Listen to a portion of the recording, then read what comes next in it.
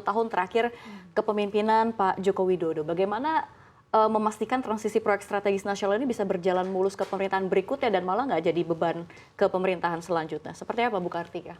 Oke, baik Mbak Safira. Jadi saat ini kan sebetulnya kalau kita lihat potret finance ya, pembiayaan infrastruktur itu memang sudah direncanakan bahwa pendanaan itu tidak bisa seluruhnya di-cover oleh anggaran pemerintah. Baik APBN maupun juga anggaran pemerintah daerah yang kita kenal dengan APBD. Nah, oleh karena itu sebetulnya pemerintah saat ini sudah membuat suatu terobosan gitu ya Mbak, terkait dengan finance untuk pembangunan infrastruktur kita ini, di mana ada kita kenal kebijakan seperti land value capture ya. Apa Bu, sorry?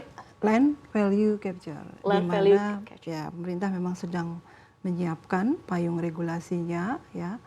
Sebetulnya salah satu contoh konkret sudah ada beberapa di pemerintah daerah, di DKI juga ada, di beberapa pemerintah daerah juga ada. Nah, ini sebetulnya tujuannya adalah untuk membantu ya pemerintah kita baik pusat maupun daerah ya untuk menyelesaikan kebutuhan infrastruktur, khususnya infrastruktur dasar, itu ada air minum ya, air bersih, kemudian juga untuk penanganan limbah, sampah ya termasuk jalan gitu, yang bisa dikerjasamakan gitu ya, yang kemudian bisa mendapatkan dukungan ya finance dari suatu aktivitas ekonomi gitu. Nah, itu yang saat ini sedang didorong oleh pemerintah, itu land value capture.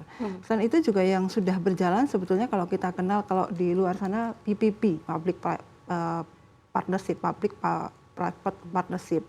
Kalau di kita istilahnya KPBU, ya, kerjasama pemerintah dan badan usaha. Ini juga banyak proyek-proyek infrastruktur yang sudah dibangun menggunakan skim ini, gitu ya, dan cukup berhasil juga. Contohnya mungkin ada SPAM di Jawa Timur, ya, di Jawa Tengah juga ada. Nah, ini juga meringankan anggaran pemerintah. Nah, ke depan sebetulnya dalam masa transisi ini juga pemerintah sudah menyiapkan institusinya nih, Mbak Safi dan Mbak Isra gitu ya. Kita kenal ada PII ya. PII itu kan Penjaminan Infrastruktur Indonesia. Kemudian ada juga PTSMI ya, di bawah Kementerian Keuangan. Kita juga sudah kenal itu, dan ada juga INA nih yang baru-baru saja dibentuk kan oleh Pak Jokowi melalui legasi beliau, di mana ini semacam apa namanya lembaga ya untuk berkolaborasi dengan swasta ya, atau mungkin juga lembaga pemerintah untuk membantu memberikan dukungan terhadap kebutuhan pembangunan infrastruktur atau investasi. Itu yang sebetulnya sudah disiapkan, sehingga harapannya nanti ke depan kebutuhan infrastruktur yang mungkin besar memang masih Mbak, karena negara kita ini besar loh, ya kan, kita ada berapa kabupaten kota, lebih dari 500 ya, nggak mungkin semuanya bisa di cover oleh anggaran pemerintah. Itulah kemudian pemerintah menyusun suatu kebijakan terkait dengan creative financing untuk meringankan pembangunan infrastruktur kita ke depan menuju Indonesia Emas 2045. Itu Mbak Safira dan Mbak Esa.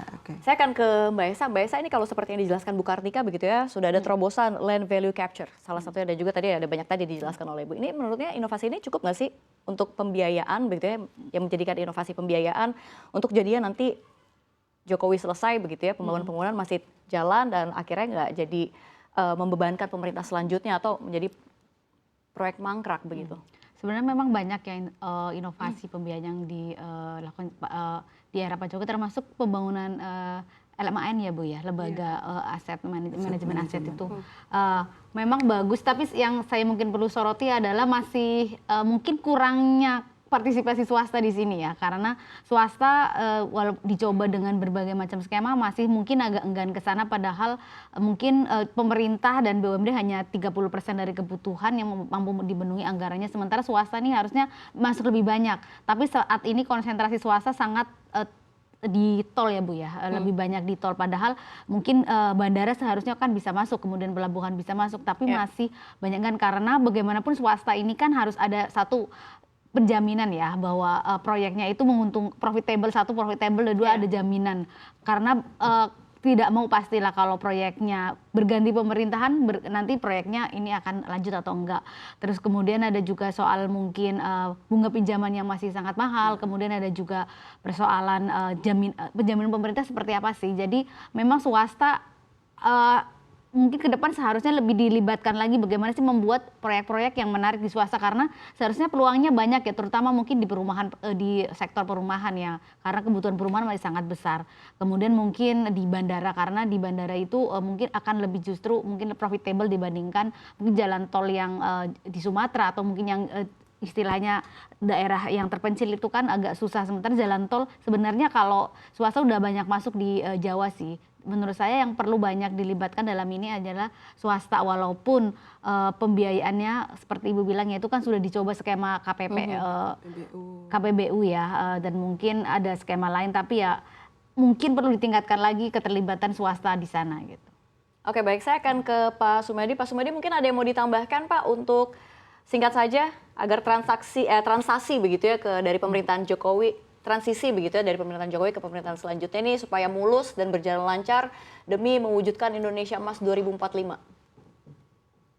Ya, Bappenas menjaga kesinambungan pembangunan, terutama Bappenas merancang Indonesia Emas 2045, sehingga nanti infrastruktur menjadi pondasi untuk transformasi sosial, transformasi ekonomi, transformasi sosial ekologi dan tata kelola, termasuk untuk percepatan pembangunan wilayah.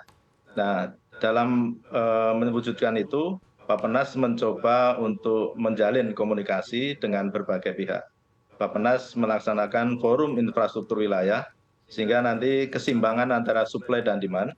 Nah, forum infrastruktur wilayah itu melibatkan para pelaku usaha di daerah, Kadin, Kadinda, dan juga asosiasi, supaya mereka memahami apa kebutuhan yang mereka perlukan dan pemerintah dari sisi supply. Dengan pendekatan seperti ini, supply dan demand, maka kesinambungan pembangunan akan bisa kita lakukan, dan juga Bappenas mengawal supaya seluruh proyek-proyek infrastruktur yang masih menjadi PR itu bisa di carry over di RPJM berikutnya, tentu saja dengan tetap menerapkan readiness kriteria supaya infrastruktur tetap cost effectiveness dan juga mempertimbangkan keberlanjutan. Selain itu, Bappenas juga bekerjasama dengan OECD ya, bagaimana mendorong tata kelola infrastruktur, terutama dari segi bagaimana mulai dari perencanaan sampai kepada evaluasi dan pengendalian. Nah, dengan pola seperti ini menata kembali infrastruktur governance, kita bersama OECD dan juga kementerian dan lembaga, bagaimana supaya infrastruktur bisa lebih berkualitas, lebih berkeadilan, lebih berkelanjutan, dan juga mendorong kehidupan yang lebih bermartabat bagi bangsa ini. Baik, Dan Bappenas akan mengawal terus upaya itu. Baik.